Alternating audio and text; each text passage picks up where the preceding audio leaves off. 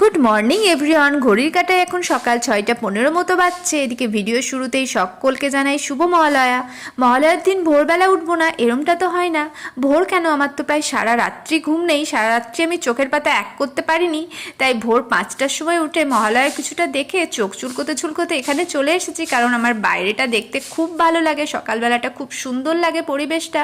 তো তারপর বাসি কাপড় চেঞ্জ করে কিছুটা বাগানের দিকে এসেছি, কিছুটা ফুল নেব বলে, কারণ বাগানের দিকে আমার আসতে খুব ভালো লাগে। আর এমনিতে তো সবুজ জিনিস আমাদের সবসময় এনার্জি যোগায়, পজিটিভ এনার্জি।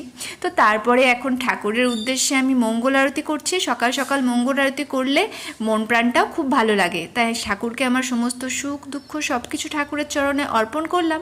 তো তারপর লাল চা তো 1 কাপ হবেই, তাই করে নিলাম নিজের জন্য 1 কাপ লিকার চা। তো লিকার চাটা নিয়ে আমি এখন দরজার সামনে এভাবে বসে আছি আর বাইরের পরিবেশটা অনুভব করছি।